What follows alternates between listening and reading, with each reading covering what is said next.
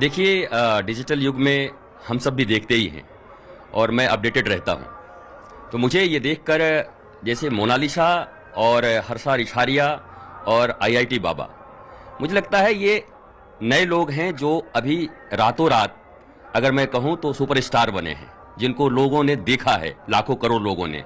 अभी ये digital hero हैं। तो उसमें मैं ये जो अभय सिंह जी हैं, इनको थोड़ा अलग रूप में देखता हूं। अभय सिंह जी का मामला अलग है। वो आईआईटीएन हैं, उन्होंने पास किया, विज्ञान को सनातन से जोड़ने का काम कर रहे हैं। और आज हमारा भारतवर्ष का यूथ, और आपने भारत की अगर राजनीति में एक चीज अगर आपने देखी है, भारत की राजनीति में अगर कोई चीज आपने देखा है, तो आप देखेंगे पूरा भारत दो भागों में बटा हुआ है। दो भागों में बटा हुआ है पूरा भारत। क्यों बटा हुआ है?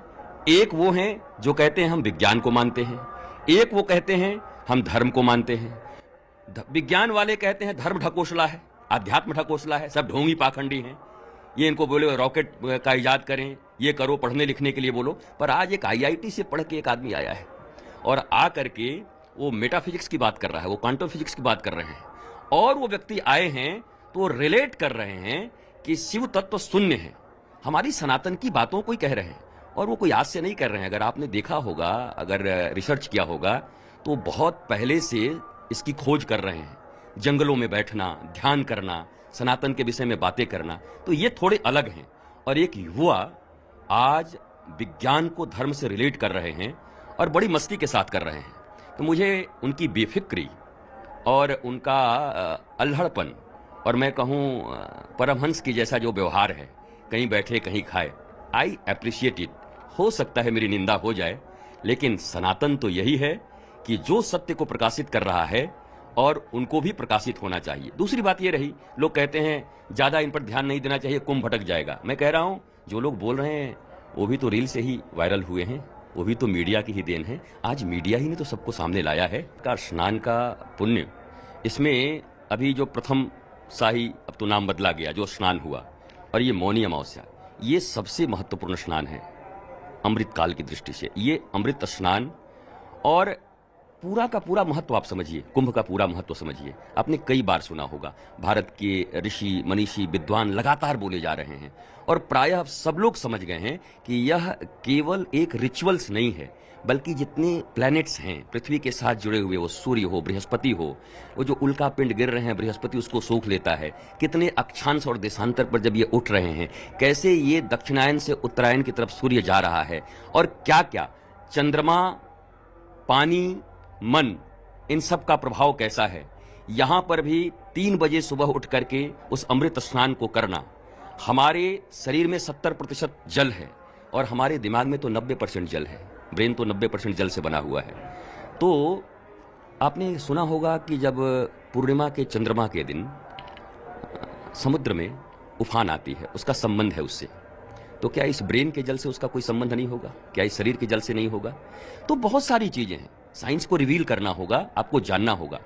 पवित्रता भी है, विज्ञान भी है और सत्य की खोज भी है। मैं तो ये कहूंगा विज्ञान, धर्म और आध्यात्म का ये संगम है। यहां हम अलग नहीं हैं।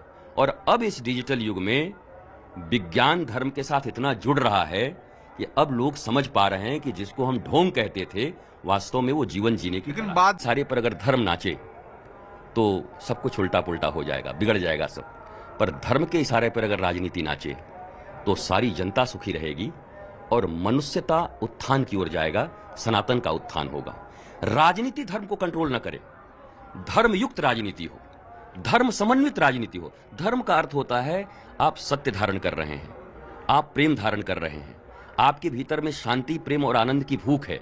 तो इसके लिए अगर राजनीति हो तो सबको यह मिलेगा। पर राजनीति तो बड़ी अलग चीज है ना, वह तो बड़े दांव पेच हैं। ये दांव पेच अगर धर्म में आ गए, आध्यात्म में आ गया, तो धर्म का चेहरा थोड़ा बिगड़ेगा, विकृत होगा। तो नाव अगर पानी के ऊपर रहे तब तो आप पार जा सकते हैं, लेकिन पानी नाव के ऊपर आ गई तो आप डूब जाएंगे।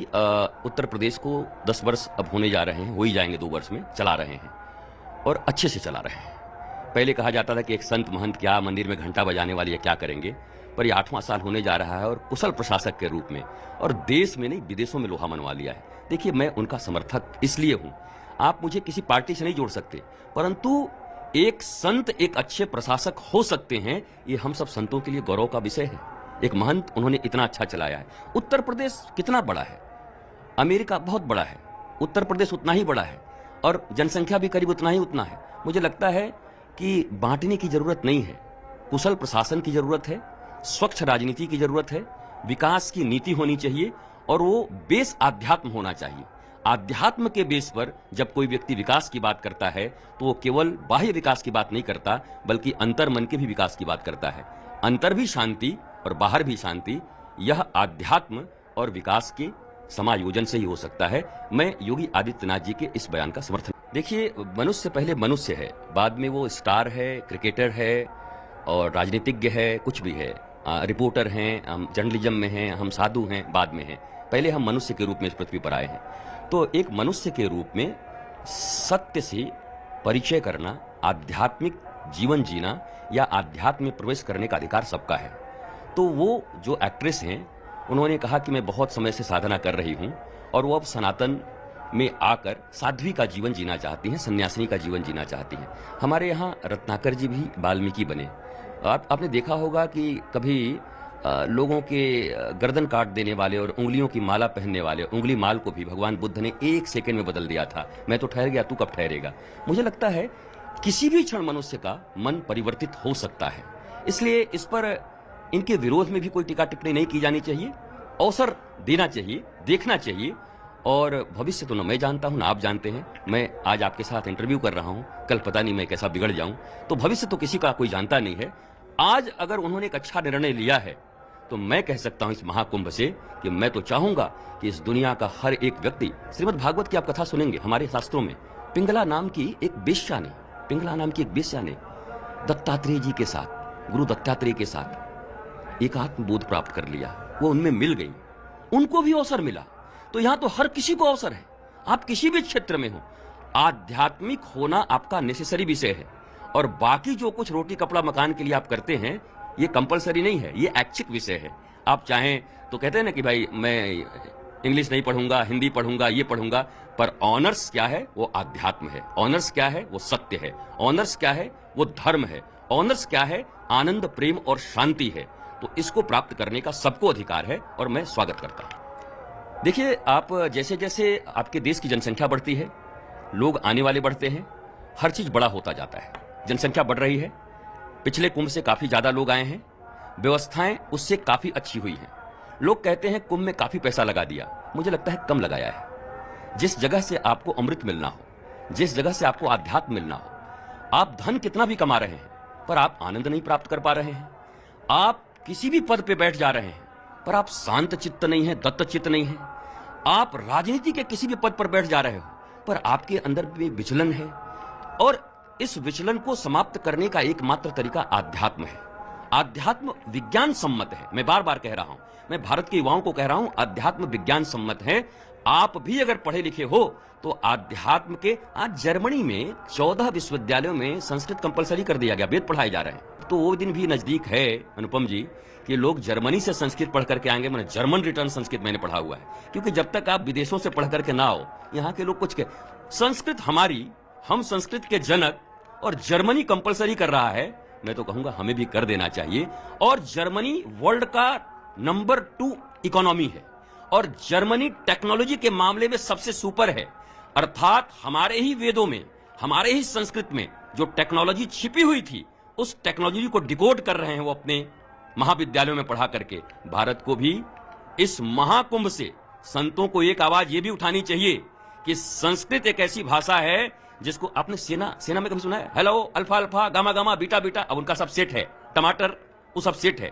ऐसे ही सीधा सीधा संस्कृत पढ़ोगे आपको समझ में नहीं आएगा, आपको डिकोड करना पड़ेगा एक एक चीज को। जर्मनी डिकोड कर रहा है और डिकोड करके वो इन्वेंशन का मास्टर बन रहा है। मैं युवाओं से कह रहा हूं, आप भी भारत के संस्कृत को समझो, संस्कृति को समझो और वेदों को समझो।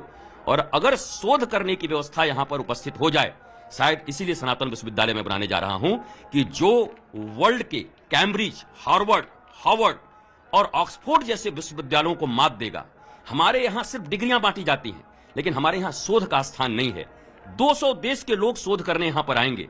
हर विषय पर आप शोध कर सकते हैं जहां संस्कृत का भी शोध होगा। और आज जर्मनी जो डिकोड करके और नंबर 1 टेक्नोलॉजी का मास्टर बन रहा है, हम भी अपने वेदों को, संस्कृत को डिकोड करके, श्लोक को डिकोड करके हम भी नंबर 1 बन सकते हैं। इसलिए मैं ऐसा मानता हूं कि इस महाकुंभ का एक बहुत बड़ा विजन ये भी होना चाहिए। ये बने, वो बने, वो बने, छोटी छोटी मांग तो है, आप बना दीजिए। सबसे बड़ा मांग होना चाहिए कि सनातन संस्कृति का जहां प्रादुर्भाव हुआ, उस देश के महान भाषा को, जो कंप्यूटर के लिए भी सबसे एलिजिबल लैंग्वेज है, उस संस्कृत को जिसने जर्मनी अपना लिया, उस संस्कृत को अपना करके हम भी टेक्नोलॉजी के क्षेत्र में बहुत आगे बढ़ें, स्पेस के क्षेत्र में आगे। मैं बहुत स्पष्टवादी हूं, मैं आपको बता रहा हूं। जब वक्फ बोर्ड है इस देश में, तो सनातन बोर्ड का मांग होना जरूरी है। लेकिन उससे भी ऊपर की एक बात बता रहा हूं, क्या भारत में सभी नागरिकों के लिए सनातन संहिता बना करके कॉमन सिविल कोड अगर लागू कर दिया जाए तो हमें किसी बोर्ड को भी मांगने की जरूरत नहीं पड़ेगी। इतना हिम्मत करना चाहिए। और अगर वो आप नहीं हटा पा रहे हैं, अगर कह रहे हैं नहीं हम अपना बोर्ड नहीं देंगे, तब तो फिर मांग करना पड़ेगा ना। लेकिन ये परमानेंट उपाय नहीं है। आज हमने बोर्ड मांगा, कल उन्होंने बोर्ड मांगा, कल और सेक्ट बनेंगे, लोग बोर्ड मांगेंगे। परमानेंट उपाय यह है, एक देश, एक नियम, एक कानून, एक विधान, एक सुविधा, एक शिक्षा, एक चिकित्सा, एक तरह का न्याय। अगर ये मांग हो तो शायद लंबे समय तक ये सनातन का ही मांग है, सनातन न्याय की ही भाषा है। तो ये अगर मांग हो तो ज्यादा अच्छा होगा। लेकिन कभी कभी ऐसा होता है ना कि आपको कोई कुछ दे नहीं रहा है तो हम भी मांगेंगे, या तो वो खत्म करो चाहे हमको भी दो। मैं सीधा ही बोल रहा हूं। और ये इतनी पॉलिटिक्स सभी समझते हैं कि आप अगर उनको दिया है आपने तो हमें भी दो, हमें क्यों वंचित करके रखे हो। और नहीं, अगर वो कहते हैं कि नहीं नहीं नहीं नहीं हम छोड़ते हैं, तो हम दोनों मिलकर के फिर कॉमन सिविल कोड का मांग करेंगे और ये देश के लिए और सनातन संस्कृति के लिए सबसे अच्छा होगा।